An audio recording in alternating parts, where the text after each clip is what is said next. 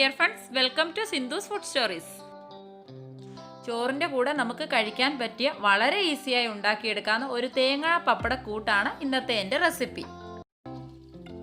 അപ്പോൾ ഈ തേങ്ങാ പപ്പടക്കൂട്ട് എങ്ങനെയാണ് ഉണ്ടാക്കിയെടുക്കുന്നത് എന്ന് നമുക്ക് നോക്കാം. ചോറിൻ്റെ കൂടെ കഴിക്കാൻ പറ്റിയ വളരെ നല്ലൊരു വിഭവമാണ്. നമ്മുടെ വീട്ടിലുള്ള വളരെ കുറച്ച് ഇൻഗ്രീഡിയൻസ് കൊണ്ട് പെട്ടെന്ന് തന്നെ നമുക്കിത് ഉണ്ടാക്കിയെടുക്കാൻ പറ്റും.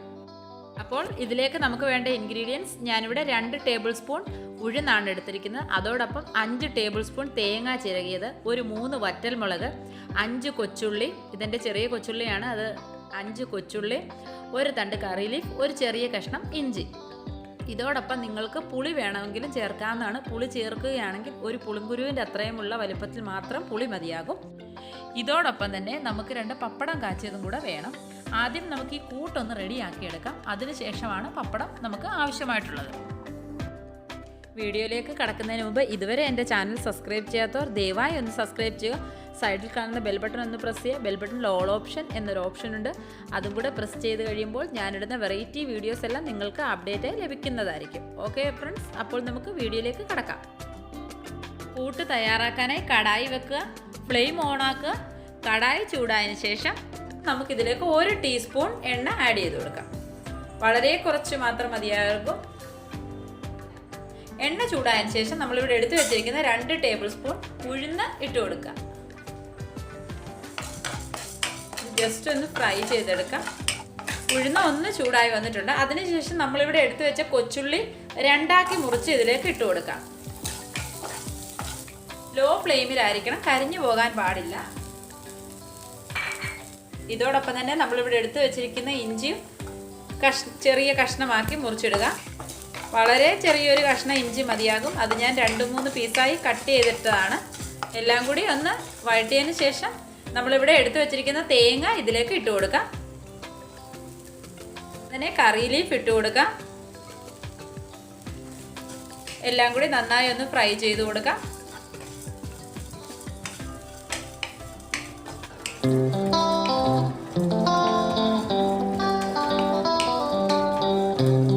ഞാനിവിടെ പുളി ആഡ് ചെയ്യുന്നില്ല. നിങ്ങൾക്ക് പുളി ആഡ് ചെയ്യണമെന്നുണ്ടെങ്കിൽ ഈ സമയത്ത് ഒരു പുളിങ്കുരു വലുപ്പത്തിൽ ഒരല്പം പുളി ഇട്ട് കൊടുക്കുക. ഇതോടൊപ്പം നമ്മളിവിടെ എടുത്തു വെച്ചിരുന്ന വറ്റൽമുളക് 2ആയി മുറിച്ച് ഇട്ട് കൊടുത്തിട്ടുണ്ട്. നിങ്ങളുടെ അടുത്ത് വറ്റൽമുളക് ഇല്ലെങ്കിൽ ലാസ്റ്റിൽ എല്ലാം ഫ്രൈ ചെയ്ത് എടുക്കുന്ന സമയത്ത് 1 ടീസ്പൂൺ മുളക് പൊടി ആഡ് ചെയ്താൽ മതിയായിരിക്കും. വറ്റൽമുളക് ഉണ്ടെങ്കിൽ അതിട്ട് ഇതോടൊപ്പം തന്നെ ഫ്രൈ ചെയ്തെടുക്കുന്നതായിരിക്കും ടേസ്റ്റ് കൂടുതൽ. അപ്പോൾ നമ്മുടെ കൂട്ടിനുള്ള സാധനങ്ങളെല്ലാം നന്നായി ഫ്രൈ ആയി വന്നിട്ടുണ്ട്. ഇനി നമുക്ക് ഫ്ലെയിം ഓഫ് ചെയ്യാം.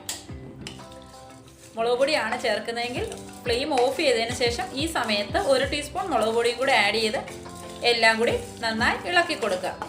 അടുത്തതായി നമുക്കിത് നന്നായി ആറിയതിന് ശേഷം ഒരു മിക്സിയുടെ ജാറിലേക്ക് ഇട്ട് പൊടിച്ചെടുക്കണം. അപ്പോൾ നമ്മളുടെ ഈ കൂട്ട് ഇവിടെ നന്നായി ആറി വന്നിട്ടുണ്ട്. ഇതിലേക്ക് ഇനി ആവശ്യത്തിനുള്ള ഉപ്പും കൂടി ചേർത്ത് ഒരു മിക്സിയുടെ ജാറിലേക്ക് ഇട്ട് നമുക്ക് പൊടിച്ചെടുക്കാം. കുറച്ച് ഉപ്പ് മാത്രം ഇപ്പോൾ ചേർത്താൽ മതിയാകും. നമ്മളിതിലേക്ക് പപ്പടം പൊടിച്ച് ചേർക്കുന്നുണ്ട്. പപ്പടത്തിന് ഓൾറെഡി ഉപ്പുള്ളതാണ്, അതുകൊണ്ട് തന്നെ ഇതിലേക്ക് കുറച്ച് ഉപ്പ് ചേർത്ത് നമുക്ക് പൊടിച്ചെടുക്കാം.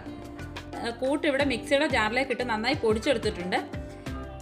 അടുത്തതായി ഞാനിവിടെ 2 പപ്പടം പൊള്ളിച്ചെടുത്തിട്ടുണ്ടായിരുന്നു. അപ്പോൾ നമുക്ക് ഈ പപ്പടം കൈകൊണ്ട് തന്നെ നമുക്കിതിലേക്ക് പൊടിച്ച് ചേർത്ത് കൊടുക്കാം. 2 പപ്പടവും നമ്മളിതിലേക്ക് പൊടിച്ചിട്ടിട്ടുണ്ട്. നന്നായി ഒന്ന് മിക്സ് ചെയ്ത് കൊടുക്കാം. അങ്ങനെ നമ്മളുടെ സ്വാദിഷ്ടമായ തേങ്ങാ പപ്പടക്കൂട്ട് ഇവിടെ റെഡി ആയിട്ടുണ്ട്. ഇത് വളരെ പെട്ടെന്ന് തന്നെ നമുക്ക് ഉണ്ടാക്കിയെടുക്കാൻ പറ്റുന്ന ഒരു വിഭവമാണ്.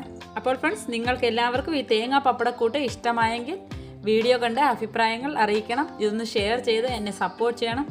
ഓക്കെ, നെക്സ്റ്റ് നല്ല റെസിപ്പിയുമായി വീണ്ടും കാണാം. താങ്ക്